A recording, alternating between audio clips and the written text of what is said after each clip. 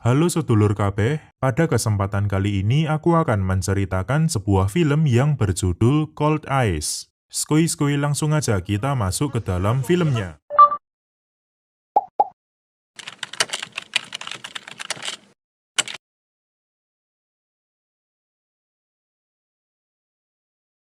Dalam sebuah subway, tampak wanita bernama Yunjo sedang mengawasi seorang bapak-bapak.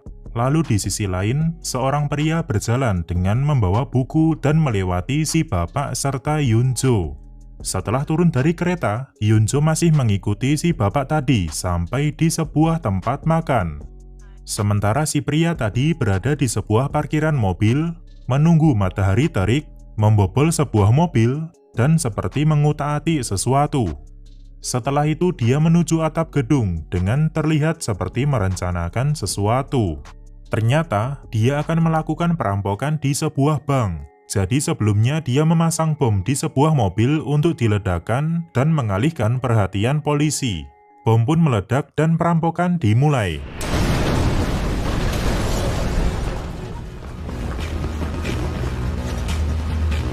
Dengan arahan pria di atas gedung, perampokan ini bisa berjalan dengan sangat cepat dan tanpa meninggalkan jejak sedikit pun.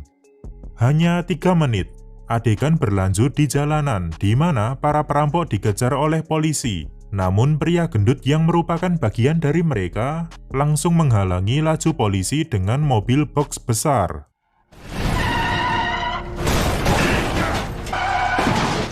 Setelah itu dia kabur dengan menutupi wajahnya. Kembali ke Yunjo. Di sini dia ketahuan oleh si bapak-bapak yang ternyata adalah ketua dari tim pengawasan khusus kepolisian yang bernama Huang.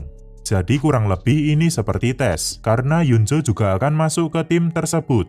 Selain bisa mengintai, dia juga bisa mengingat semua kejadian mulai dari di subway sampai ke tempat ini.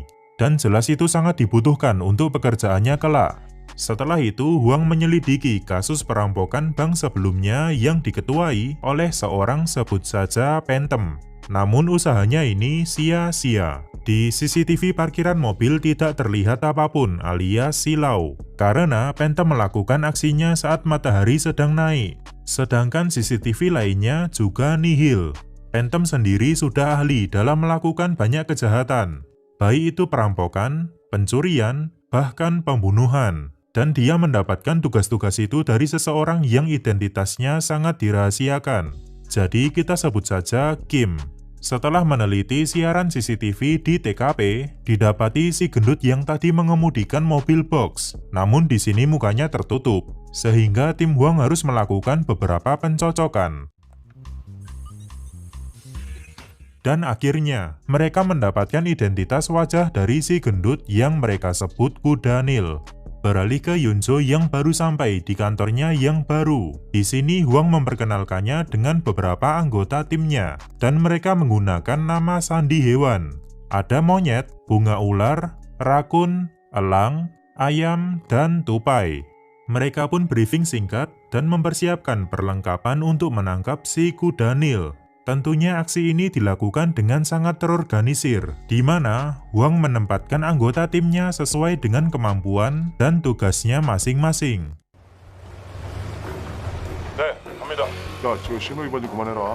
Tetapi sampai hari mulai gelap, usaha mereka belum membuahkan hasil. Sementara di sisi lain, tampak Phantom menuju sebuah toko bernama National Food, dan sepertinya ini adalah tempat persembunyiannya, yaitu di mana dia menyusun semua rencana dan skenario kejahatannya. Sampai akhirnya, tim Huang mendapati seseorang yang dicurigai sebagai Kuda Nil dengan dilihat dari postur tubuhnya. Tupai pun bergegas untuk konfirmasi target. Namun ternyata salah orang. Sedangkan di tempat lain, Phantom dan anak buahnya sedang melakukan aksi pencurian dokumen penting yang merupakan tugas dari Kim. Lagi-lagi hanya dalam hitungan menit pencurian ini bisa diselesaikan. Tetapi Phantom menyadari ada orang yang mengawasinya dari gedung seberang. Tanpa babi bu, Phantom langsung menghampirinya dan membunuhnya. Intinya dia ingin aksi ini berjalan tanpa jejak sedikit pun. Di sisi lain, atasan dari tim Huang yang sebut saja Bu Bos marah besar karena dia tidak sabar ingin menangkap para penjahat. Setelah menyelesaikan tugas sebelumnya, Phantom mendapatkan tugas baru dari Kim, tetapi dia menolaknya karena ingin pensiun dari pekerjaannya ini. Tak disangka, penolakan itu malah berujung masalah, di mana tiba-tiba dia diserang dan akan dibunuh di dalam mobilnya. Untunglah, dia berhasil menyelamatkan diri dengan menabrakkan mobilnya ke tembok, lalu menghajar orang yang akan membunuhnya. Setelah itu dengan terpaksa dia menerima tugas dari Kim untuk cari aman. Berdasarkan pencarian di hari sebelumnya, Yunjo menganalisa peta dan dia menemukan sebuah titik di mana kemungkinan besar kuda Nil berada. Pada awalnya, Huang sempat tidak percaya, sampai akhirnya dia menerima hasil analisa dari pusat yang ternyata sama persis dengan yang dibuat oleh Yunjo. Siang berganti malam, dan kali ini Yunjo mendapatkan kepercayaan untuk turun langsung ke lapangan. Berkat kemampuannya, dia bisa segera menemukan target yang diduga adalah kuda Nil. Persentasenya sekitar 90% dilihat dari postur tubuhnya. Namun percobaan konfirmasi pertama oleh elang dan ayam gagal.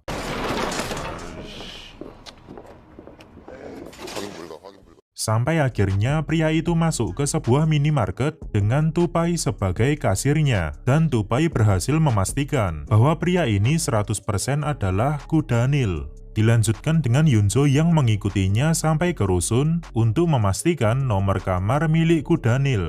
Setelah itu Tupai datang untuk memasang beberapa kamera pengintai di sekitar situ. 설치 완료.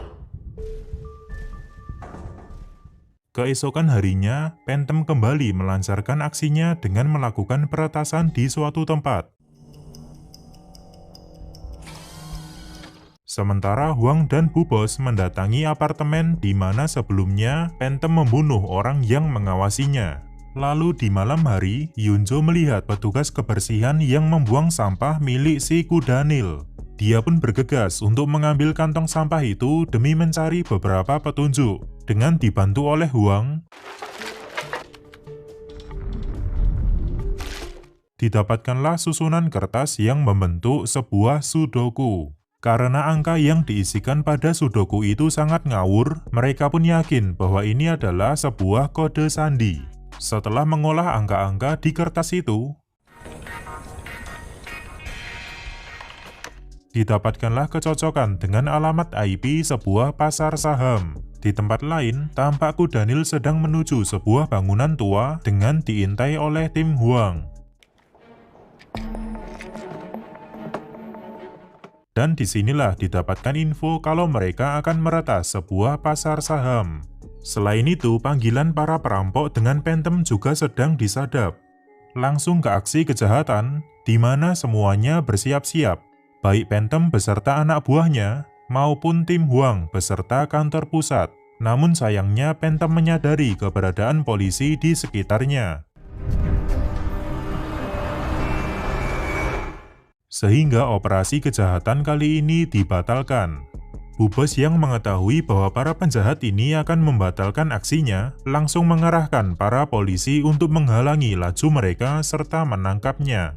Dengan arahan dari kantor pusat, Huang mendatangi gedung tempat Phantom berada. Tetapi sayangnya Phantom berhasil kabur dari gedung itu. Namun Huang masih belum menyerah, dan dia berusaha mencarinya lagi dengan bantuan Yunjo. Di tempat lain, mobil anak buah Phantom berhasil dihentikan lalu digerebek.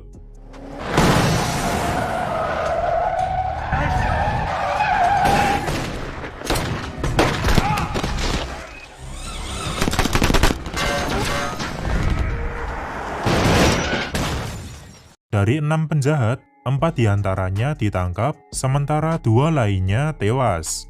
Karena sebelumnya panggilan Phantom pernah disadap, kantor pusat pun mencoba untuk melakukan panggilan kepada Phantom. Dari sekian banyak orang yang memegang ponsel, didapatilah 1 orang mencurigakan dengan tas berwarna coklat. Apalagi Huang juga sempat melihatnya di dekat gedung pasar saham, dan target dikunci.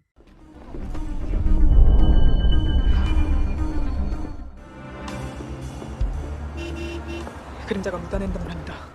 Si tupai yang menyamar sebagai petugas lalu lintas langsung mencegat Phantom dengan alasan menyeberang sembarangan. Tetapi saat tupai meminta kartu identitasnya, dia malah ditikam.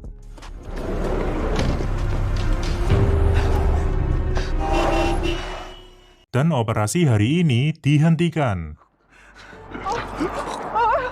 Walaupun Huang dan Yunzo sudah tahu wujud dari Phantom, tetapi ini tetap menjadi pukulan yang keras, di mana tupai dinyatakan meninggal. Di suatu malam, Phantom berencana untuk membunuh Kim, karena dia sudah ingin berhenti, namun terus dipaksa untuk menjalankan tugas sehingga posisinya terancam.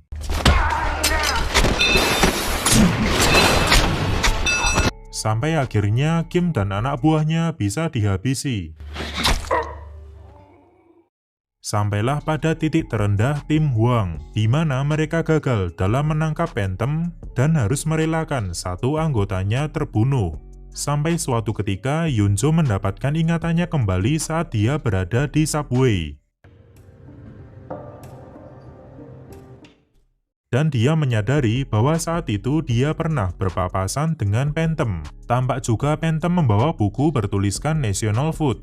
Yunzo pun menuju sebuah tempat bernama National Food dan ditemukanlah Phantom.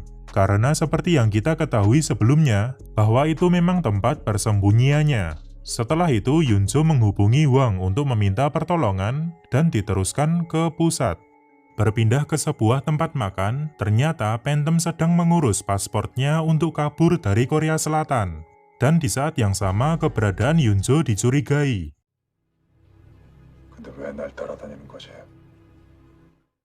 Untunglah tak berselang lama Huang datang. Sehingga Phantom pun pergi karena tidak mau ambil resiko. Tentunya Huang tidak mau melepaskannya begitu saja. Dan dia pun berusaha mengejarnya seorang diri. Tetapi sial, dia malah ditikam dan dihajar. Disusul dengan kedatangan Yunzo yang ingin menolong, tetapi Huang malah menyuruhnya untuk tetap mengejar Phantom.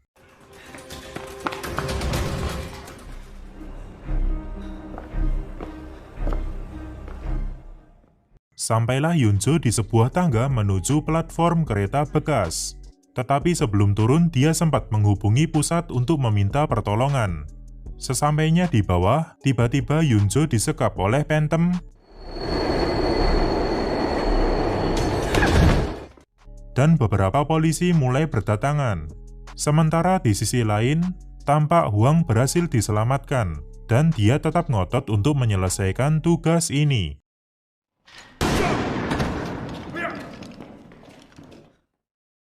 Seketika Yunzo melakukan perlawanan sehingga bisa terbebas. Tetapi Phantom langsung kabur dan seketika ada kereta lewat.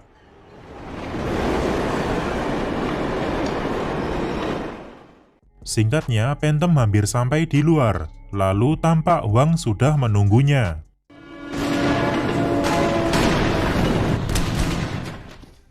Dan tembakan pun dilepaskan sebagai penutup dari kasus kejahatan Phantom.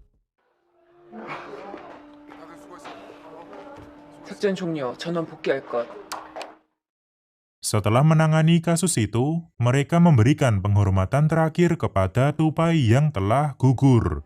Dan sudah pasti mereka melanjutkan tugasnya sebagai tim pengintai. Film pun selesai.